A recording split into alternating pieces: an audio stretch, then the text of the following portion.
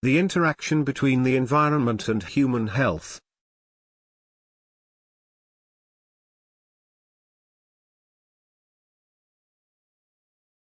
In this lecture, we will discuss the findings of the Millennium Ecosystem Assessment and how climate change, the industrialization of food, and the liberal use of synthetic chemicals and plastics are altering the health of humans and the health of our planet. You will also get some glimpses into some of the steps that we can take to start improving both our health and our planet's health. The Millennium Ecosystem Assessment was called for by United Nations Secretary-General Kofi Annan back in 2000. Over 2,000 authors and reviewers worldwide contributed their knowledge, time, and insight to this document.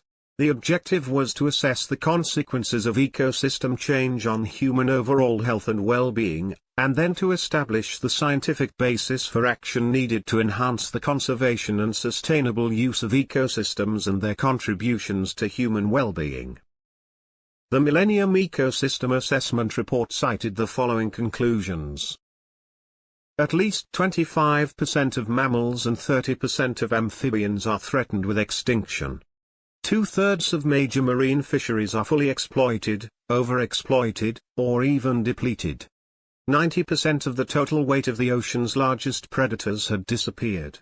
1 billion people lack access to fresh, clean water. The report concluded that human activity is putting a colossal strain on the Earth's ecosystems. As humans, we can no longer ignore the fact that our health is intimately linked to the health of the planet. The Intergovernmental Panel on Climate Change, IPCC, published an alarming report back in 2007. Many countries in the world will experience 4- to 8-fold increase in heat wave days by the end of the century. Heat stress is bad for humans and can lead to large death tolls. When heat increases beyond a certain level, accompanied by high level of humidity, it could make life impossible for human beings. Climate change is not just about heat.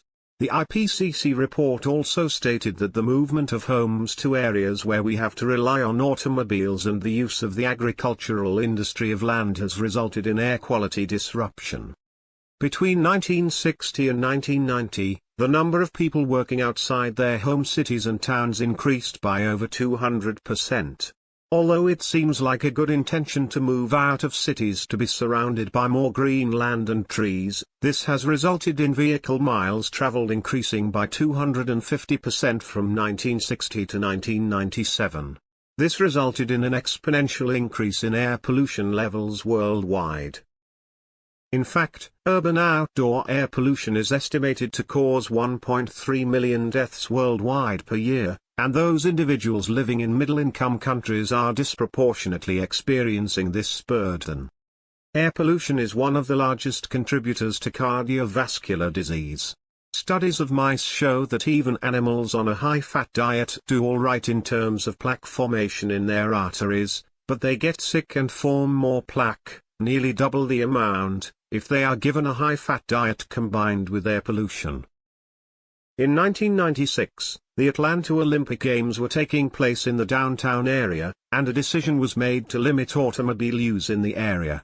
Automobile use was reduced by 22.5%, and subsequently, hospital admissions for asthma in the area decreased by 41%.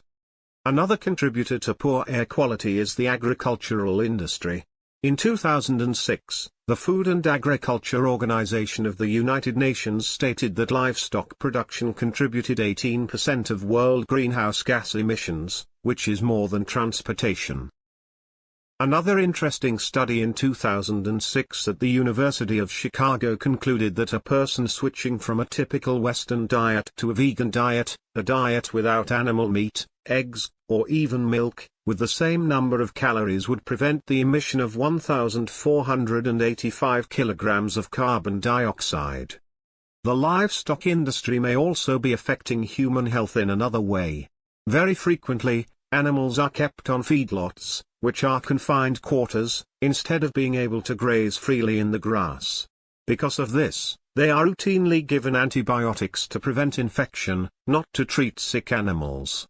This is a true misuse of antibiotics. Antibiotics are a true medical miracle and are to be used when needed in the correct way. People should take antibiotics when they need them, but the use of antibiotics is becoming increasingly liberal. The agricultural industry uses approximately 71% of the antibiotics produced in the United States, for example, and there is a strong link between antibiotics used in agriculture and antibiotic-resistant bacteria. A report from 2000 looked at an antibiotic-resistant salmonella outbreak that occurred in the United Kingdom. It traced the outbreak to a dairy farm where a particular antibiotic was used the month before the outbreak. The use of the antibiotic in the dairy resulted in resistant infections in humans. The American Society for Microbiology, the American Public Health Association, and the American Medical Association have called for substantial restrictions on antibiotic use in animal food production.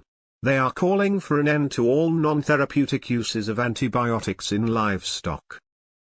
These new chemicals include arsenic, environmental phenols, and bisphenol A. One of these major environmental toxins is bisphenol A, BPA, which is an industrial chemical that has been used to make plastics and resins since the 1960s. These plastics are often used in containers that store our food and beverages, such as canned foods and baby formula cans.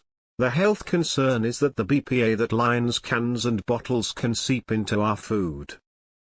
The results of in vitro and in vivo studies on BPA, as well as the results of epidemiological surveys on BPA show toxic, hormonally disruptive, mutagenic and cancerogenic effects of BPA on human health.